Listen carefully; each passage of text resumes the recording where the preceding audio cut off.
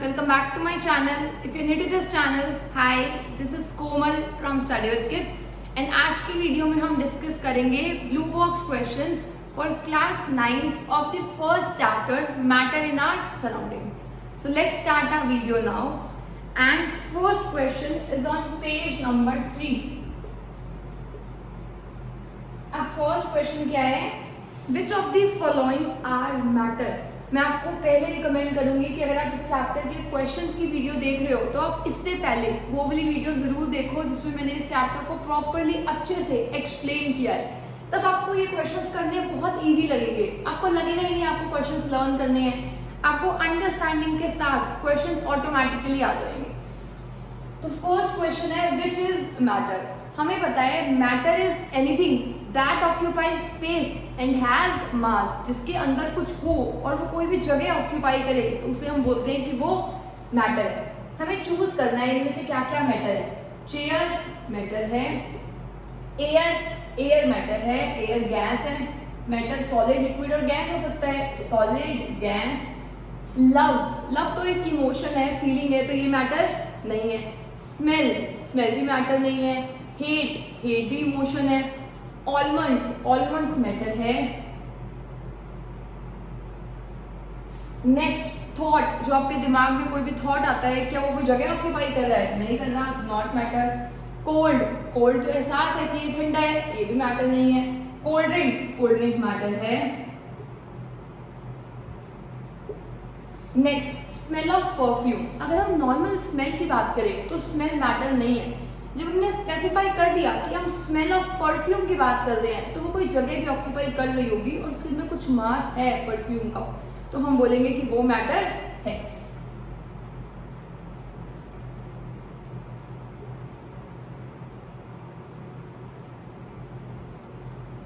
Now second question is give reason for the following observation. अब observation क्या है वो देखते हैं. The smell of hot sizzling food, जो भी गर्म खाना बना होता है, reaches you several metres away. आप दूर भी खड़े हो ना, आपको पता होता है कि हाँ सामने वाले के घर में ना आज राजमा चावल बने हैं. But to get this smell from cold food you have to go close. पर जब खाना फ्रिज में पड़ा हो या ठंडा हो चुका हो तो उसकी स्मेल ना आपको पास जाके ही आती है, बहुत दूर से नहीं आती. आप अपने घर में करके देखना, जैसे ही राजमा राइस कुक हो उसकी फ्रेग्रेंस आपके रूम तक आ रही होगी, और जैसे वो पड़े रहेंगे एक दिन हो जाएगा, उसकी फ्रेग्रेंस के लिए आपको उसके पास आना पड़ेगा. अब ऐसा क्यों है? क्योंकि हमें पता है कि कोई भी चीज मूव करती है high concentration to low concentration. हो क्या रहा है, यहाँ राजमा कुक हुए, यहाँ उसकी कॉन्सेंट्रेशन बहुत ज्यादा हो गई, आपकी तरफ कम है तो ये हाई टू लो मूव करेगा. पर आपको एक चीज इसमें ध्यान देनी है कि पार्टिकल्स जब मूव करते हैं तो उनके पास एक एनर्जी होती है, काइनेटिक एनर्जी. और काइनेटिक एनर्जी ना टेम्परेचर के साथ इंक्रीज होती है. क्यों इंक्रीज होती है वो देखो. जैसे हम हीट करेंगे हम टेम्परेचर इंक्रीज करेंगे, मॉलिक्यूल्स को एनर्जी मिलेगी. मॉलिक्यूल्स के पास एनर्जी है, जल्दी मूव करेंगे तो इस हाई से लो तक जल्दी आएंगे.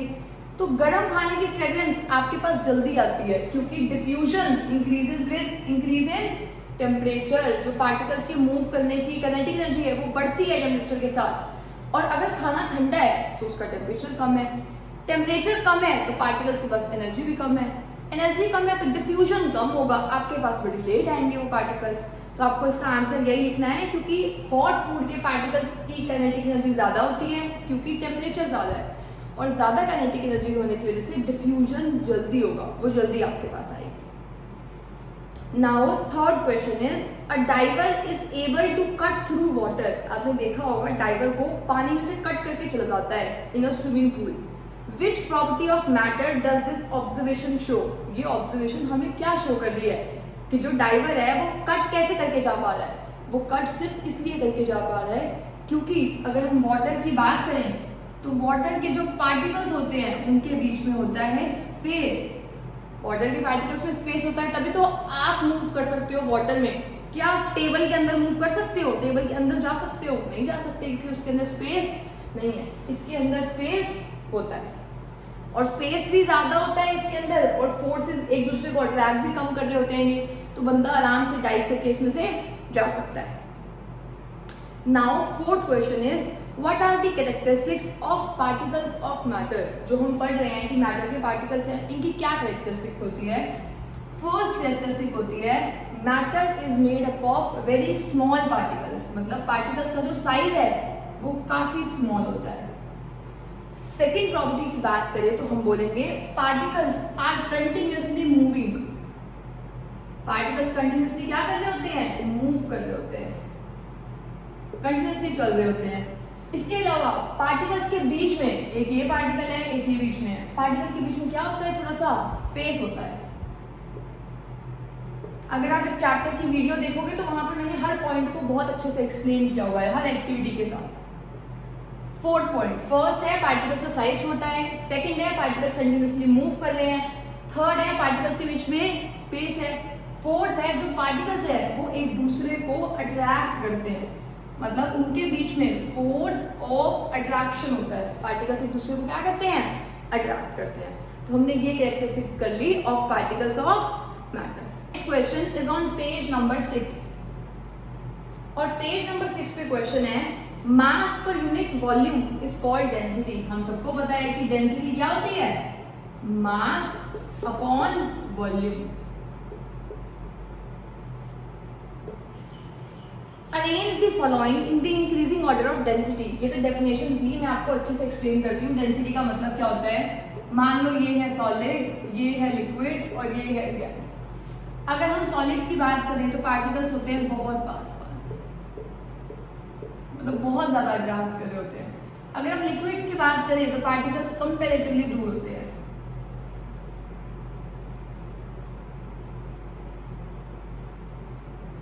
अगर हम गैसेस की बात करें तो पार्टिकल्स बहुत ही दूर होते हैं, ठीक है। अगर हम सॉलिड्स की बात करें, इतनी वॉल्यूम लें, इतनी वॉल्यूम, तो इतनी वॉल्यूम में आपको दिखेगा कि पार्टिकल्स कितने हैं, 1 2 3 4 5 6 पार्टिकल्स हैं सॉलिड्स में। इतनी वॉल्यूम में लिक्विड में कितने हैं, 1 2 3, आधा यहाँ का आ गया होगा, लेट्स से 3। अगर हम गैस की बात करें तो गैस में देखो इतनी वॉल्यूम में कितने पार्टिकल्स हैं, 1। इसका मतलब सेम वॉल्यूम के लिए जो मास है वही डेंसिटी होता है, सेम वॉल्यूम के लिए जो मास होता है वही डेंसिटी होता है। सबसे ज्यादा मास किसका है, इसमें 6 पार्टिकल्स, इसमें 3, इसमें 1, सबसे ज्यादा मास इसका है। तो सॉलिड्स में डेंसिटी सबसे ज्यादा होती है, जिसकी तरफ मुंह खुला हुआ हो उसका मतलब होता है वो बड़ा है, मतलब ये बड़ा है, और लिक्विड गैस से बड़ा है। अब हमें इसमें बताना है कि अरेंज करना है कि किसकी डेंसिटी सबसे ज्यादा है। सबसे ज्यादा डेंसिटी किसकी होती है, सॉलिड्स की। हमारे ऑप्शंस में 2 सॉलिड्स गिवन है, एक चॉक गिवन है और एक आयरन गिवन है। तो सबसे ज्यादा डेंसिटी जो होती है वो होती है आयरन की। आयरन के बाद डेंसिटी आएगी चॉक की। अगर हम चॉक के बाद बात करें तो लिक्विड्स आएंगे। लिक्विड में हनी की डेंसिटी ज्यादा होती है, फिर डेंसिटी आएगी वाटर की। ये क्वेश्चन ज्यादा इंपॉर्टेंट नहीं है, बस अंडरस्टैंडिंग बेसिस से आप ये समझ सकते हो सॉलिड्स की मैक्सिमम डेंसिटी, गैसेस की लीस्ट डेंसिटी। इसके बाद वाटर आ गया। वाटर के बाद आपके पास ऑप्शंस गिवन है कॉटन,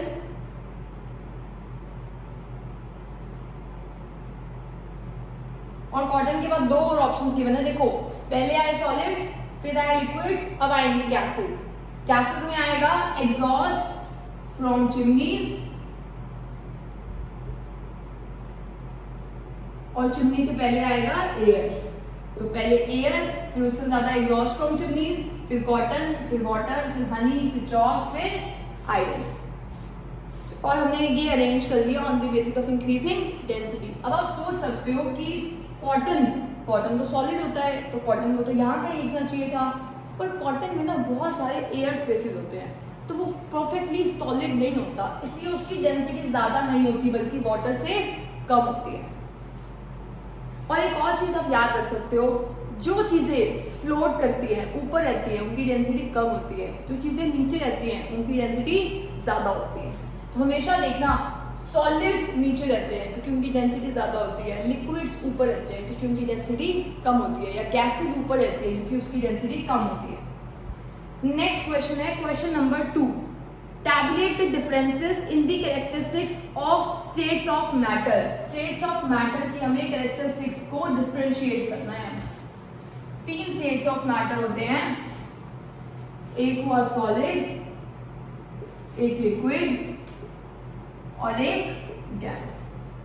अभी मैंने आपको जो डायग्राम ड्रॉ करके बताया था उसमें जो सॉलिड है पार्टिकल्स बहुत पास है, जो लिक्विड है उसमें पार्टिकल कंपैरेटिवली दूर है और गैस में पार्टिकल बहुत दूर है। ठीक है, तो ये सॉलिड हो गया, लिक्विड हो गया, गैस हो गया।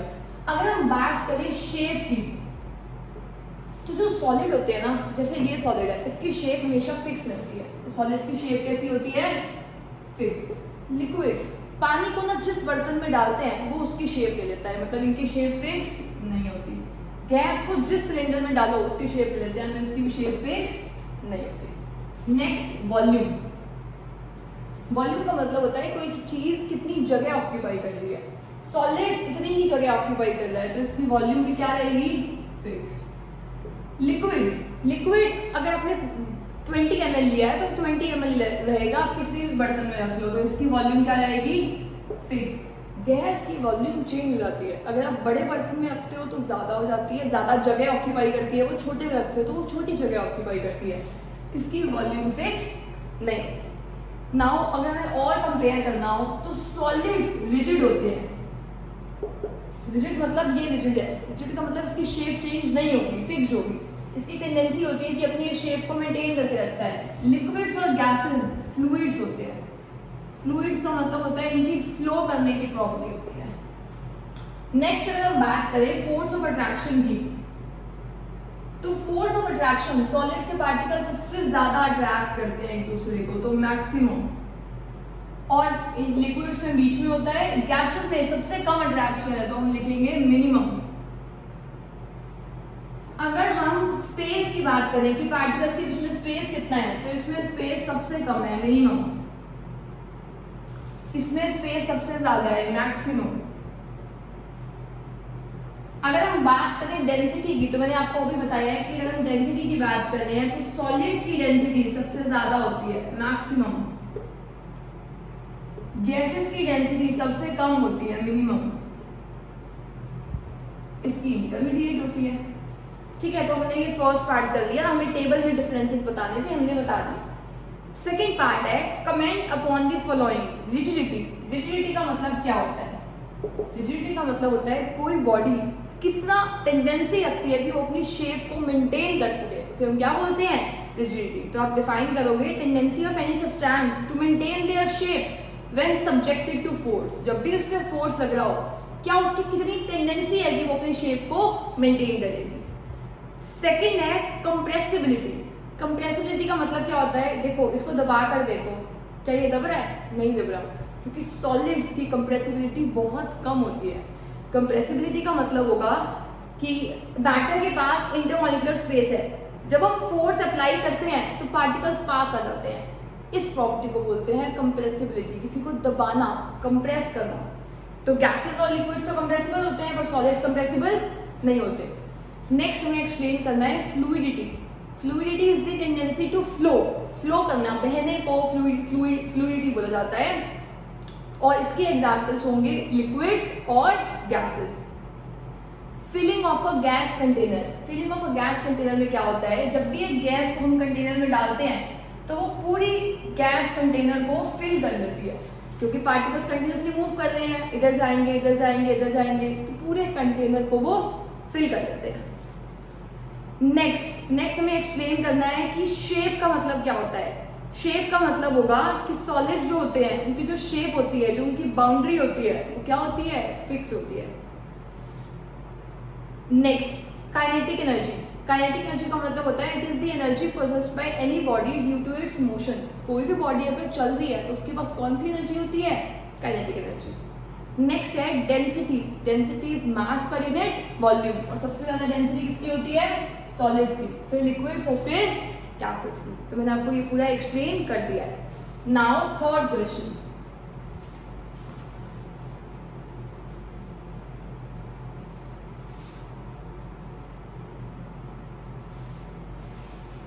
Third question is a gas completely fills the vessel in which it is kept। एक जो गैस होती है वो पूरे बर्तन को अच्छे से फिल कर लेती है। क्यों कर पाती है? क्योंकि गैस में जो पार्टिकल्स होते हैं उनके पास बहुत ज़्यादा एनर्जी होती है, काइनेटिक एनर्जी होती है। जैसे बहुत ज्यादा काइनेटिक एनर्जी होगी, देखो गैस के पार्टिकल्स के पास खाली स्पेस है, खाली स्पेस है, तो अगर मैं इस पूरे रूम में 3 बच्चों को बिठाऊं तो उनके पास पूरी जगह है, वो कोई यहाँ रह जाएगा, कोई यहाँ पर, कोई यहाँ पर, तो उन्होंने पूरे इसको फिल कर दिया। इसका मतलब क्या है कि जो गैस के मॉलिक्यूल्स हैं उनके पास बहुत ज़्यादा एनर्जी है, काइनेटिक एनर्जी, तो वो रैंडमली कहीं भी मूव करते रहते हैं और पूरे कंटेनर को फिल कर देते हैं। Second, a gas exerts pressure on the walls of the container. अभी मैंने आपको बताया कि गैस के पार्टिकल्स के पास क्या है, काइनेटिक एनर्जी, और वो कंटिन्यूसली मूव करें। जब वो मूव करेंगे उनके पास एनर्जी है, तो जैसे वो वॉल से आके टकराएंगे वो लगाएंगे वॉल पे फोर्स, और जब भी फोर्स किसी एरिया पे लगता है तो हम बोलते हैं वो प्रेशर लगा रहा है। फोर्स वाले एरिया को क्या बोलते हैं, प्रेशर। तो जो गैस के मॉलिक्यूल्स हैं वो कंटिन्यूसली मूव करते हैं, मूव करते हुए वॉल्स पे फोर्स लगाते हैं, और जब वॉल्स पे फोर्स लगता है तो फोर्स जब किसी भी एरिया पे लगता है तो हम बोलते हैं कि प्रेशर लग रहा है। Third point, a wooden table should be called a solid. सारी सॉलिड की प्रॉपर्टीज लिख लो। It has a fix shape, it has fix volume, it is rigid, it force of attraction between the particles is very strong, it is incompressible. सारी properties लिख लो, इसीलिए हम इसे क्या बोलते हैं, solid. Next, we can easily move our hand in air. हवा में अपना हाथ मूव कर सकते हैं, but to do the same through a solid block of wood we need a karate expert. अगर एक वुड हो और उससे हाथ लेकर जाना हो तो हम खुद तो नहीं ले जा सकते, हमें कौन चाहिए होता है, कराटे एक्सपर्ट। वो क्या करते हैं, एक्चुअल में क्या है, जो ये वुड है ये है एक सॉलिड, और सॉलिड में पार्टिकल्स के बीच में फोर्स ऑफ अट्रैक्शन बहुत ज्यादा होता है, बहुत ज्यादा अट्रैक्ट कर रहे हैं वो। तो अगर वो बहुत ज्यादा अट्रैक्ट कर रहे हैं तो हम तो नहीं तोड़ पाएंगे, क्योंकि हम कैपेबल नहीं है कि उसको तोड़ सके।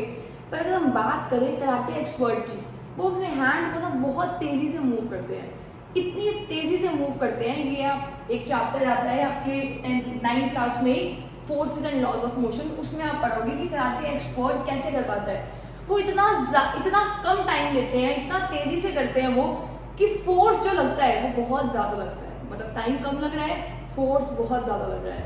तो इस ज्यादा फोर्स की वजह से ही कराटे एक्सपर्ट तोड़ पाते हैं, पर हम नहीं तोड़ पाते। Next, fourth question is liquids generally have lower density as compare to solids. मैंने आपको बताया है सॉलिड्स की ज्यादा होती है, लिक्विड्स की कम होती है। But you must have seen that ice floats on water. ये तो हम घर में देखते हैं कि यहाँ पर हमने रखा पानी, इसके ऊपर रखी आइस नीचे थोड़ी जाती है, आइस तो ऊपर रहती है। पर होना क्या चाहिए था, आइस सॉलिड है, मैंने आपको कहा था सॉलिड्स कहाँ जाते हैं, नीचे। तो आइस को कहाँ जाना चाहिए था, नीचे। पर क्या आइस नीचे गया, आइस नीचे नहीं गया। क्यों, क्योंकि अगर आइस के स्ट्रक्चर को ध्यान से देखो तो इसका जो स्ट्रक्चर होता है that is cage like. Cage like का मतलब है आपको दिख जरूर रहा है वो सॉलिड है, और उसके अंदर छोटे छोटे बहुत सारे पोर्स हैं, होल्स हैं, छेद है, जिसकी वजह से उसकी जो डेंसिटी है वो कम हो जाती है। तो आइस चाहे सॉलिड है पर आइस की डेंसिटी ज्यादा नहीं होती। आइस एक एक्सेप्शन है जिसमें आइस की डेंसिटी क्या होती है, कम होती है, और जिसकी डेंसिटी कम होगी वो हमेशा कहाँ रहते हैं, ऊपर। तो आप आंसर लिखोगे because ice has a cage like structure which decreases its density so it floats on water. Next question is on page number 9.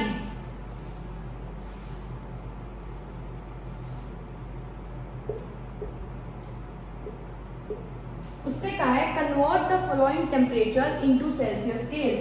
एक टेम्परेचर दिया हुआ है 300 केल्विन, दूसरा टेम्परेचर दिया हुआ है 573 केल्विन। हमें कन्वर्ट करना है केल्विन को सेल्सियस में। अब इसके लिए पहले आपको फॉर्मूला पता होना चाहिए, तो मैं आपको पहले फॉर्मूला बता देती हूँ।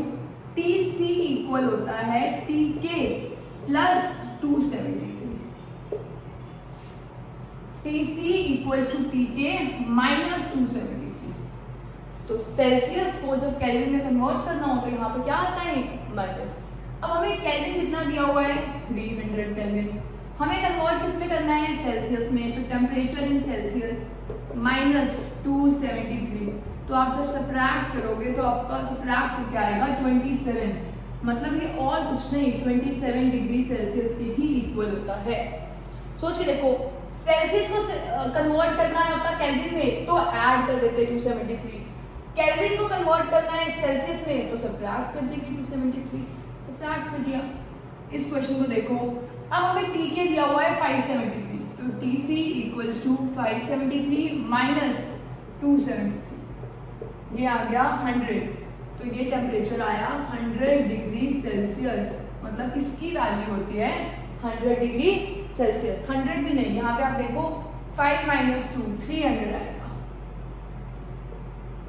यहाँ पर से मिस्टेक हो गई थी मुझसे, कैलकुलेशन मिस्टेक। यहाँ पर आया 27 और यहाँ पर आया 300 डिग्री सेल्सियस। तो आई होप आपको फर्स्ट क्वेश्चन क्लियर हुआ होगा। Second question, what is the physical state of water. Physical state water की 3 होती है, या तो बर्फ होगा, या पानी होगा, या वेपर स्टेट होगा। उसने कहा है 250 डिग्री पे क्या होगा। अब मैं आपको बताती हूँ होता क्या है।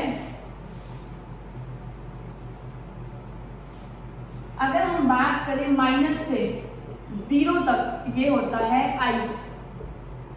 0 पे आइस भी होता है और वाटर भी होता है। इस पूरे कंसेप्ट को समझने के लिए आपको वीडियो जरूर देखना। 0 से 100 तक ये वाटर होता है, प्लस वाटर होता है 0 से 100 तक। 100 पे वाटर भी होता है प्लस वेपर, या कह सकते हो गैस।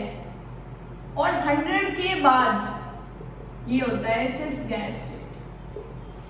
तो आप लर्न करके देखो 0 से 100 वाटर, 0 से कम सॉलिड आइस, 100 से ज्यादा गैस, और 0 पे आइस भी हो सकती है, वाटर भी हो सकता है। 100 पे वाटर भी हो सकता है और गैस स्टेट भी हो सकती है। अब उसने बोला है 250 पे क्या होता है, 250 आएगा 100 प्लस में, तो 100 प्लस में होती है gaseous state. Next 100 degree Celsius, 100 degree Celsius पे वाटर भी होता है और गैस भी होता है। तो आप दोनों स्टेट लिख सकते हो कि या तो लिक्विड होगा या फिर गैस होगा।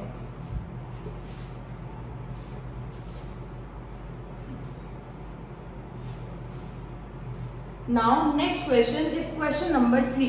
Question number 3 is, for any substance why does the temperature remains constant during change of state. अगर आप थर्मोमीटर रखते, मान लो यहाँ पर हमने आइस रखी है और यहाँ पर हमने लगाया है thermometer,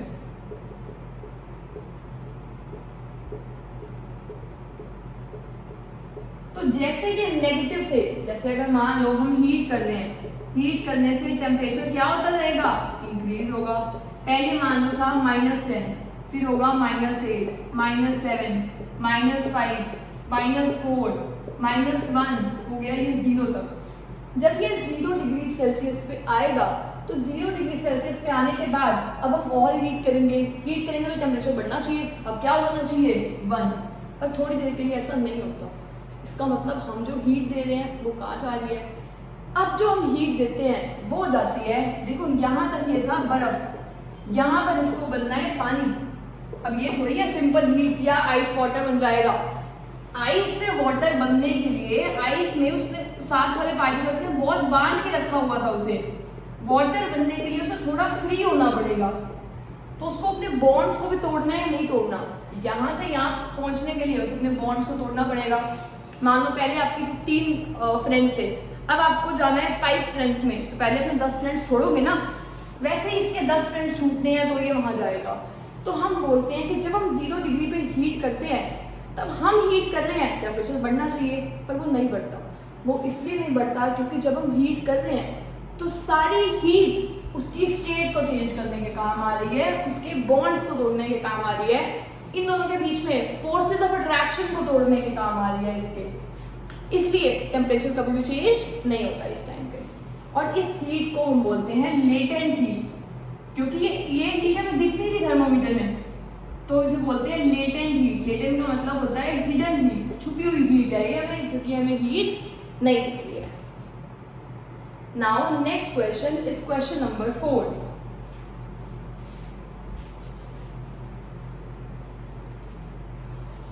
Question number 4 is, suggest a method to liquefy atmospheric gases.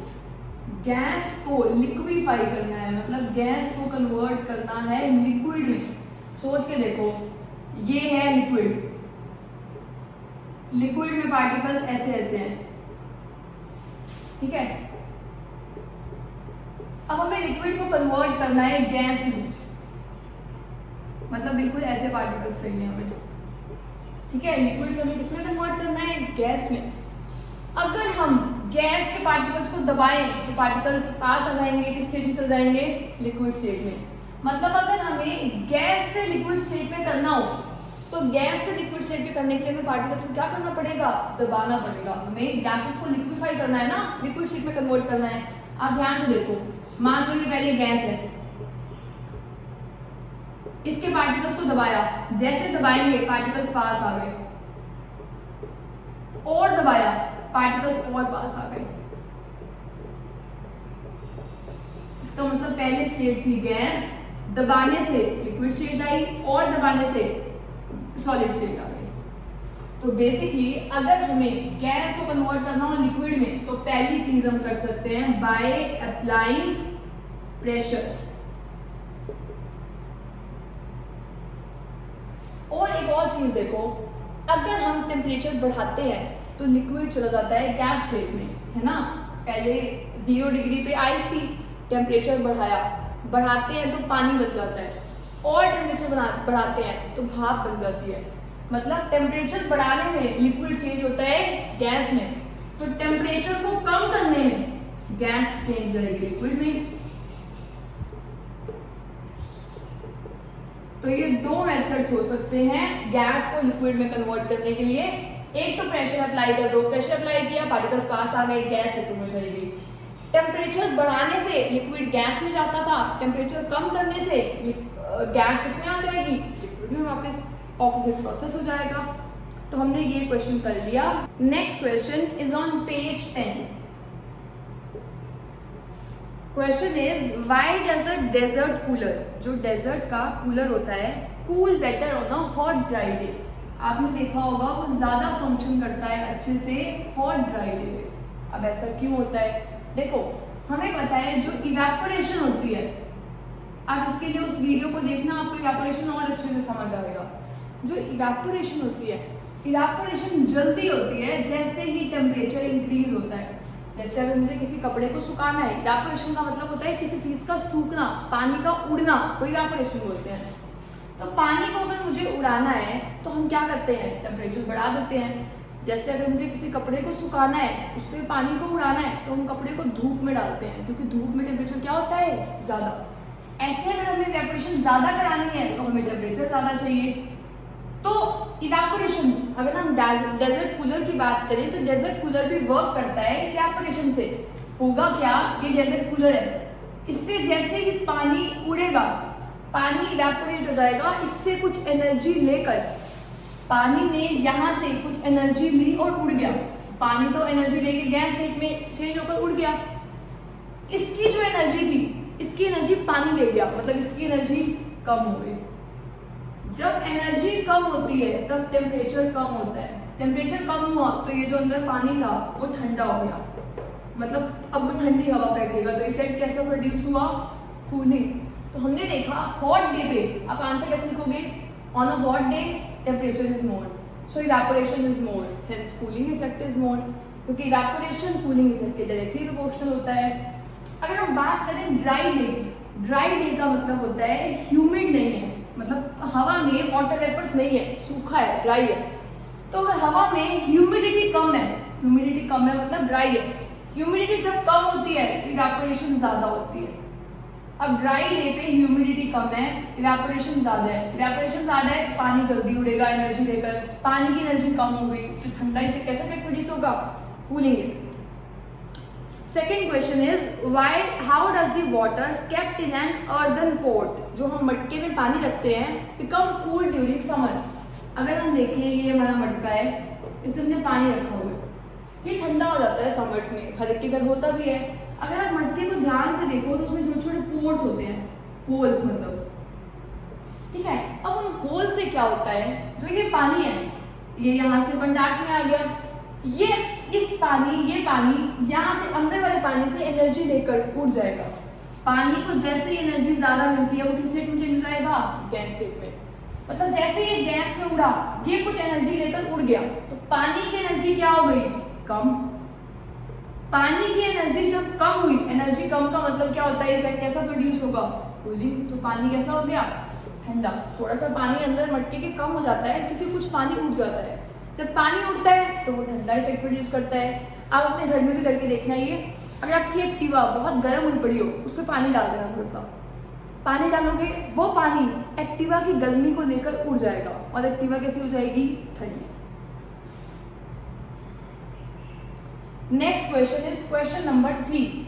Why does our palm feel cold when we put acetone or petrol or perfume on it? आपने ध्यान दिया हो, अगर हम एसीटोन, नेल पेंट रिमूवर या petrol या perfume हमारे अगर हाथ पे आए तो हमारा हाथ ठंडा हो जाता है। क्यों? जो वो नेल पेंट रिमूवर है ना, वो हमारी बॉडी से गर्मी लेकर उड़ जाता है। उसने हमारी बॉडी से एनर्जी ली और उड़ गया, हमारी बॉडी की एनर्जी कम हो गई। जब एनर्जी कम होती है तो टेम्परेचर भी कम हो गया, हमारी बॉडी का टेम्परेचर कम हो गया। टेम्परेचर जब हम कम करते हैं ना एसी में, तो इफेक्ट कूलिंग प्रोड्यूस होता है। तो जैसे ही वो हमारी बॉडी से एनर्जी लेकर गया, हमारी बॉडी की एनर्जी कम हो गई, मतलब टेम्परेचर कम हो गया। टेम्परेचर कम मतलब हमारी बॉडी में ठंडा फील होगा।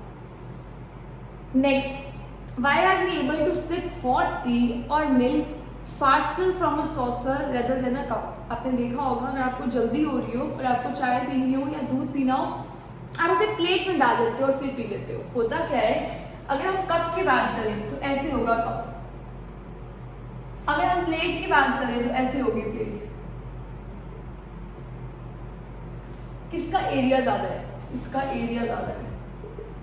जब एरिया ज्यादा होता है तो इवेपोरेशन ज्यादा होती है, जल्दी होती है। अगर हमें किसी कपड़े को सुखाना हो ना, तो हम कपड़े को ऐसे फैला कर स्प्रेड करके डालते हैं, कभी ऐसे भी रख देते हैं सुखाने के लिए, स्प्रेड करते हैं। क्योंकि जब स्प्रेड करेंगे तो एरिया ज्यादा होगा, एरिया ज्यादा होगा तो इवेपोरेशन ज्यादा होगा, इवेपोरेशन ज्यादा होगा तो कूलिंग इफेक्ट ज्यादा प्रोड्यूस होगा। इसीलिए कूलिंग इफेक्ट प्रोड्यूस होने का मतलब है वो चाय जो गर्म थी वो ठंडी हो जाती है, थोड़ी सी ठंडी हो गई तो पीना आसान हो जाएगा। Next question is question number 5. What type of clothes should we wear in summer? आपने देखा होगा समर में लोग कॉटन के क्लोथ्स डालते हैं और लाइट कलर के क्लोथ्स डालते हैं। लाइट कलर के क्लोथ्स क्या करते हैं, कोई भी धूप हमारी बॉडी में आती है ना, उसको बाहर रिफ्लेक्ट कर देती है, मतलब हमारी बॉडी के अंदर नहीं आती है, कपड़ों से हमारी बॉडी के कंटैक्ट में नहीं आती। और एक तो हम कॉटन क्लोथ्स डालते हैं। कॉटन के कपड़े पहनने से क्या होगा, कॉटन के कपड़े ऐसे काम करते हैं, उसमें थोड़े थोड़े पोर्स होते हैं, जो हमारी बॉडी में नेचुरल स्वेट आता है, वो स्वेट इसके थ्रू बाहर जाता है। जैसे ही स्वेट हमारी बॉडी से उड़ जाएगा, हमारी बॉडी की एनर्जी लेकर, हमारी बॉडी से एनर्जी लेकर उड़ गया, हमारी बॉडी की एनर्जी कम हो गई। एनर्जी कम, टेम्परेचर कम हो गया। टेम्परेचर कम मतलब हमारी बॉडी में ठंडक प्रोड्यूस होगी, कूलिंग इफेक्ट प्रोड्यूस होगा। मतलब जो स्वेट भी निकल रहा है, उस स्वेट के जाते ही हमें ठंड लग रही होगी, मतलब कूलनेस फील होगी। तो उससे भी अच्छी चीज़ क्या हो सकती है हमारे लिए, इसलिए हम समर्स में क्या वियर करते हैं, कॉटन क्लोथ। तो आज हमने डिस्कस किए सारे in text questions of the chapter matter in our surroundings. I hope आपको वीडियो अच्छी लगी हो, एंड प्लीज़ इन वीडियोस को देखने से पहले, इन टेक्स्ट वीडियोस को, आप चैप्टर की वीडियो ज़रूर रिवाइज किया करो। सो आई होप आपको वीडियो अच्छी लगी। प्लीज़ अपने फ्रेंड्स के साथ भी इसे शेयर कर देना, and don't forget to subscribe. Thank you.